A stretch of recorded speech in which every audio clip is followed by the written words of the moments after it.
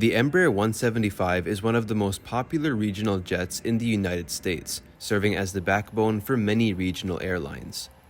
In today's video, I take my first ever flight on board the 175 on a sub 2-hour flight from Chicago to White Plains, New York.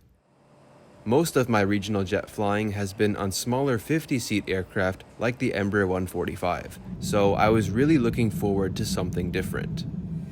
Thanks a lot for joining me today, and I hope you'll enjoy the video.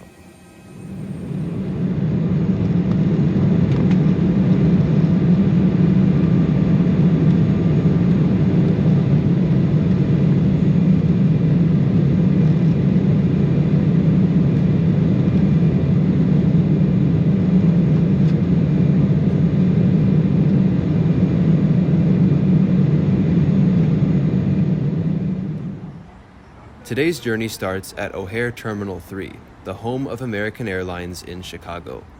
Terminal 3 is divided up into 4 concourses lettered G, H, K, and L, with the L concourse having a new extension dubbed the L Stinger Gates. American's Embraer 170 and 175 operations are mainly consolidated out of Concourse L, and sure enough, that's where our flight departs from this evening.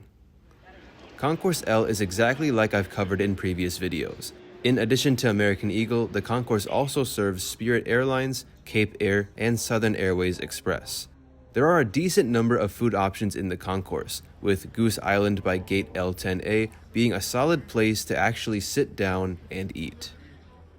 Today's flight will be number 3344 to White Plains, Westchester County, departing out of Gate L8.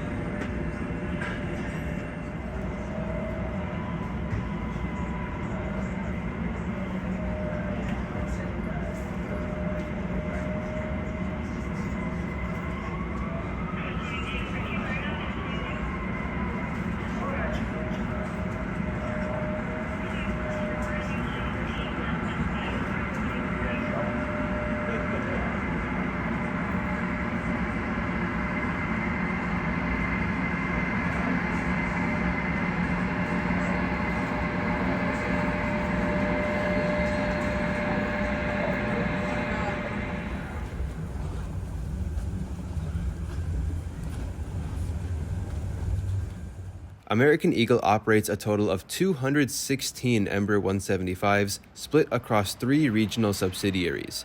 SkyWest operates 20, Republic Airways 91, and Envoy Air, the subsidiary operating our flight today, operates the bulk of them all, with 105 E-175s. Now, despite the aircraft's name being Embraer 175, the plane, ironically enough, has 76 seats. There are 12 seats in first class with the 1-2 configuration, 20 in main cabin extra, and 44 in main cabin with a 2-2 configuration. The main cabin seats feature adjustable headrests and are actually quite comfortable. The seats also come with a large tray table and seat pocket with the usual in-flight literature. The legroom is said to be at a tight 30 inches of pitch, but at 5 feet 11 inches I didn't find it tight at all. This aircraft also has in-seat power with 1 universal outlet and a USB port located in between the 2 seats at the bottom. There are also reading lights, call buttons, and air vents above each seat. Now, one common complaint that I've heard about flying these larger E-jets is that the window seats always seem to have misaligned windows, but here in row 14, the alignment is pretty solid. Now, I've said it before and I'll say it again. It always blows my mind how just a few years ago, the space with the 3 gates you see here used to be just one big gate, L10. At the time, L10 was frequently used by wide-body aircraft, most recently being the Qatar Airways 777-300ER, which I flew from this gate in 2013. Long story short, Qatar Airways was moved fully to Terminal 5, and Gate L10 was converted into L10A, B, and C for use by American Eagle. Due to the chilly weather, it soon became apparent that our flight would need de-icing. So we sat at the gate for another 15 or so minutes waiting for a de-icing truck to appear. In the meantime, as any AvGeek would do, I did some plane spotting.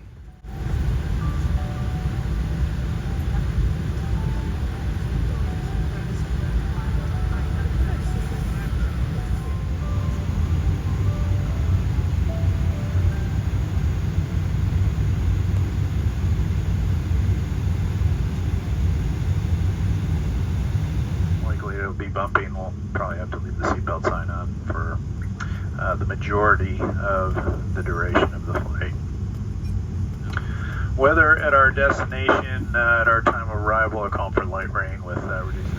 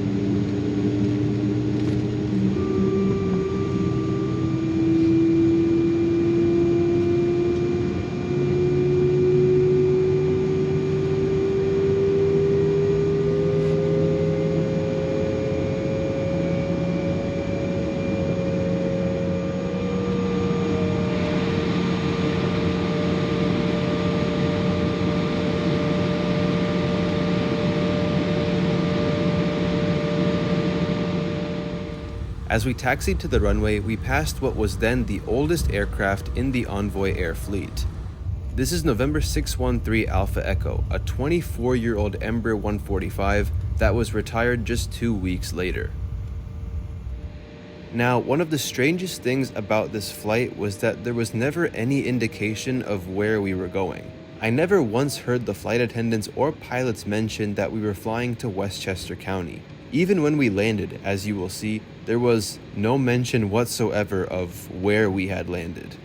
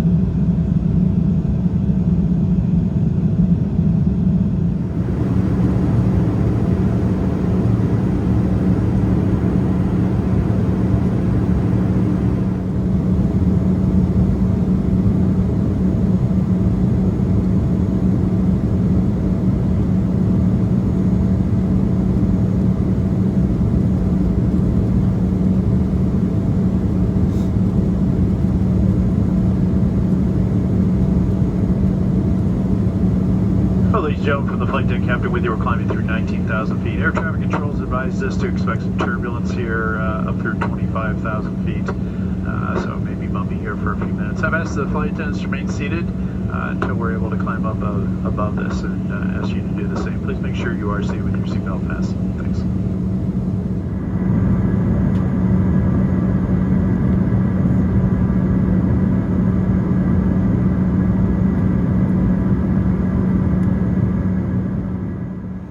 About 30 minutes into the flight, the cabin lights came on to signal the beginning of the in-flight service. The Embraer 175, unlike the 145s that it's replacing, features in-flight Wi-Fi through which you can stream free entertainment, purchase internet access, check local weather, and view airport and flight information. As always, the internet access was ridiculously pricey, and so I avoided purchasing it. Not that I ever have a need for it anyway. The entertainment options, however, were plentiful, with lots of shows on offer, and it wasn't long before I decided on something to watch. For the snack on tonight's flight, I went for a Coke as my drink, and the usual Biscoff cookies, which did not disappoint. Do be aware that the 175 does not have extendable tray tables, not that it matters much anyway since they are still pretty big. Once the service concluded, it wasn't much longer until we began our descent. This was my first time ever flying into White Plains, and so I was really excited to cross another New York airport off the list. Tonight we descended over much of upstate New York and came straight into land on runway 16.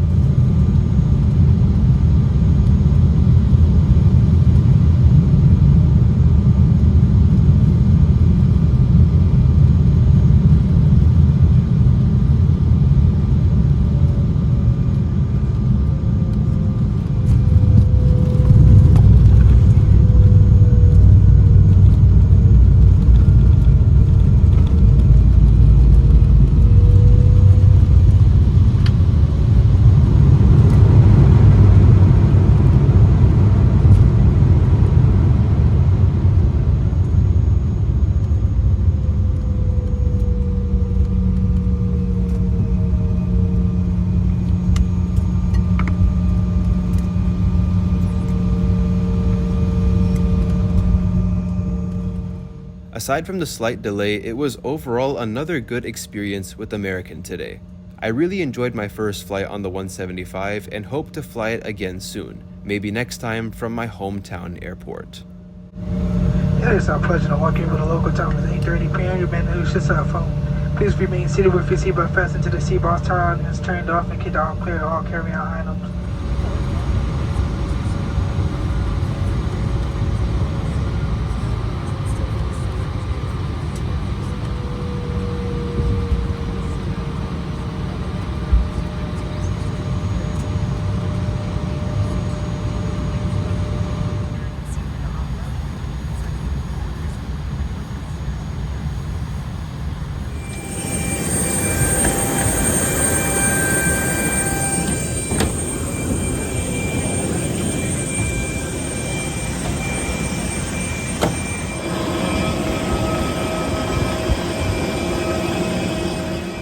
It was great to be back in New York to spend spring break with family. If you enjoyed today's video, don't forget to smash the like button, comment, and subscribe if you're new around here for some epic videos from this trip and others coming soon. Thank you all for sticking around with me till the end, and until next time, take care and see you soon.